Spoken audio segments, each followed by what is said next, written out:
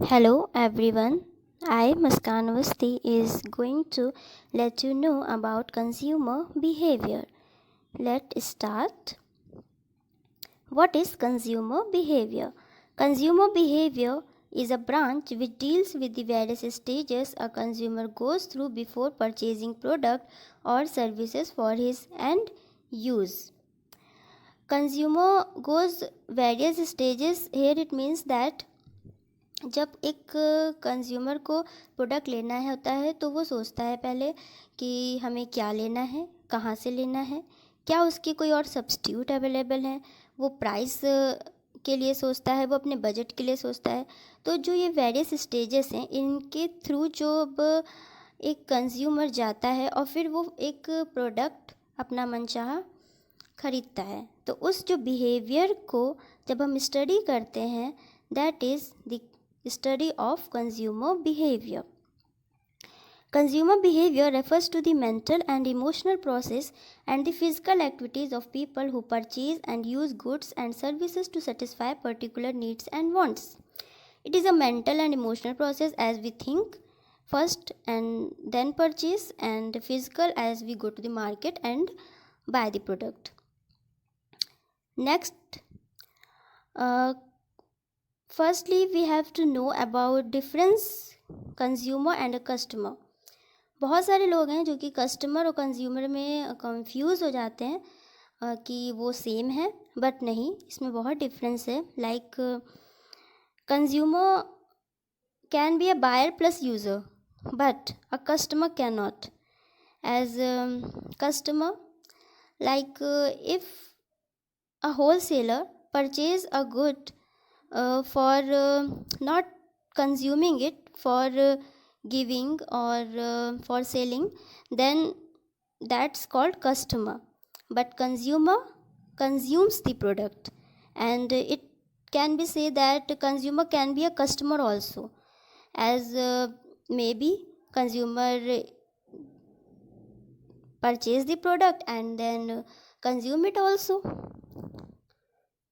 So now various questions arises as why do you think an individual buys a product? एक इंसान क्यों product खरीदता है? क्योंकि उसे नीड होती है, या तो उसे सोशल स्टेटस दिखाना होता है, या फिर उसे किसी को गिफ्ट करना होता है product.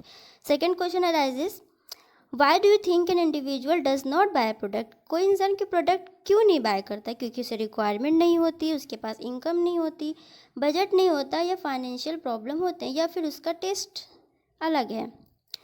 When do you think consumer purchase product? Consumer कब परचेज करता है प्रोडक्ट को? जब फेस्टिवल सीजन्स आते हैं तब हम कपड़े लेते हैं, जब बर्थडे आता है तब, जब एनिवर्सरीज आती हैं, या फिर जब मैरिज ओकेजन्स होते हैं, फेस्टिवल्स वगैरह। Then comes characteristics as its include mental and physical activities, I tell you. And systematic process लिए है क्योंकि वन बाय वन स्टेप जाता है, क्योंकि पहले हम नीड रिकॉग्नाइज करते हैं, फिर प्लेस, फिर then we go further. Complex इसलिए है क्योंकि हर इंसान की अलग अलग मेंटालिटी है, टेस्ट है, और उसकी अलग अलग प्रेफरेंसेस हैं।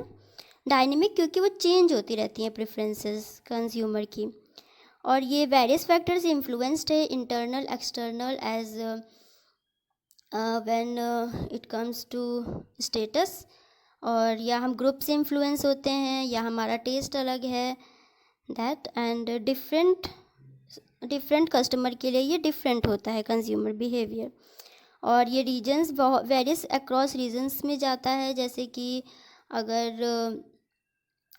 कहीं पे बर्फीला है एरिया तो वहाँ के लोगों को विंटर क्लोथ्स की ज़रूरत होगी, जहाँ पे समर्स हैं तो वहाँ पे समर्स के क्लोथ्स की ज़रूरत होगी, like that. And reflect status, जैसे बहुत लोग हैं जिनको अपना स्टेटस दिखाना होता है कि लग्जरी प्रोडक्ट्स चाहिए उनको, सो उसके लिए भी कंज्यूमर बिहेवियर हमें जानना बहुत ज़रूरी है कि what he needs. Then what is the need to study the consumer behaviour as it help in decision making. Yes, हम डिसाइड करते हैं कि हमें कौन सा प्रोडक्ट मैन्युफैक्चर करना है, और टू प्रेडिक्ट बाइंग बिहेवियर, कैसे वो ख़रीद रहा है, क्या ख़रीद रहा है, और ग्रोथ ऑफ बिजनेस एज अगर हम जान जाएंगे कि कस्टमर को चाहिए क्या, तो हम वही प्रोडक्ट को मैन्युफैक्चर करेंगे and then we will go on expansion and growth. और रैपिड इंट्रोडक्शन होता है न्यू प्रोडक्ट का, एज हम लोग के प्रेफरेंसेस बदलते रहते हैं, नए नए प्रोडक्ट्स की डिमांड होती है, उसी के अकॉर्डिंग डिमांड प्रोड्यूस होते हैं। Help in exploiting market opportunities जो हैं वो बहुत सारी हम लोगों को एक्सप्लॉइट करती हैं। And factor influencing, yes, there are many factors as psychological factor, personal factor and economic factor, environment factor and social factor and cultural factor। different factors के अकॉर्डिंग कंज्यूमर बिहेवियर को स्टडी करना बहुत ज़रूरी है।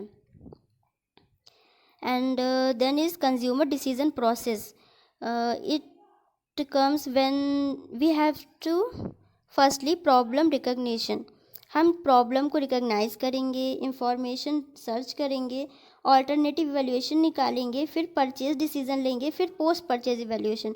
Post purchase evaluation is feedback, like when we purchase the product and then recognize कि वो product सही है या नहीं सही है, वो उसका प्राइस हमने सही में लिया था कि नहीं लिया था, फिर हम नेक्स्ट परचेज से उसको कंपेयर करते हैं। Then to its concept come to utility. What is utility? Utility is want satisfying power of a commodity. जब हमें कोई किसी चीज़ की वांट होती है और हम उसको सेटिस्फाई करते हैं bye purchasing that product is called utility, that's the want. And what's total, it's of two types. Total utility is मतलब it's sum up of all marginal utility. And what is marginal utility? It is the change in the total utility resulting from consumption of one additional unit of a commodity.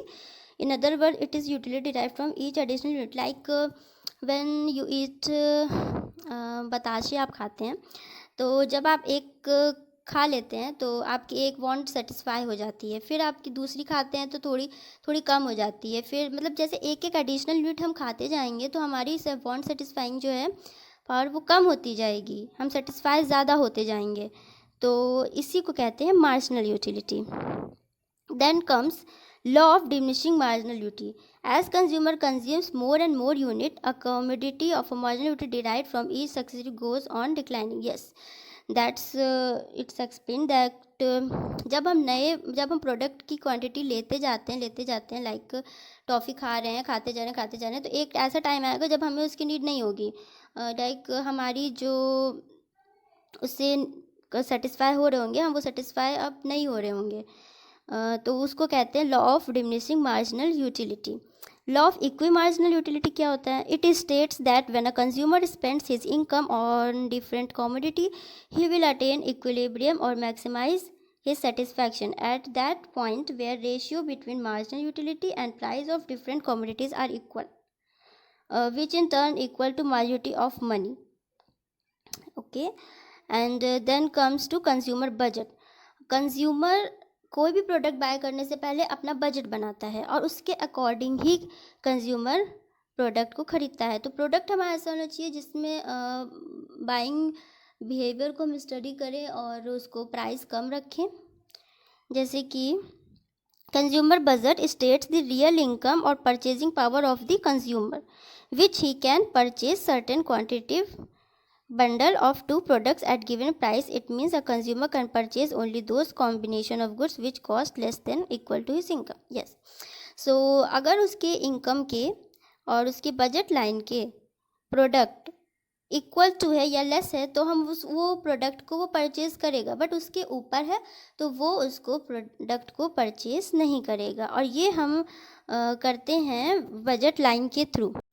So here is a budget line and it is, in simple words, a budget line shows all those combination of those goods which the consumer can buy spending his income money on the two goods at their given prices, all those combination which are within the reach of the consumer.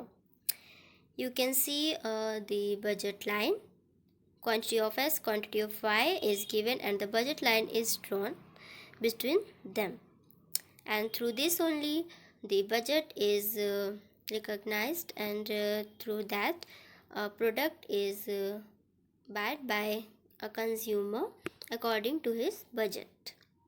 So that's all about consumer behavior. Thank you.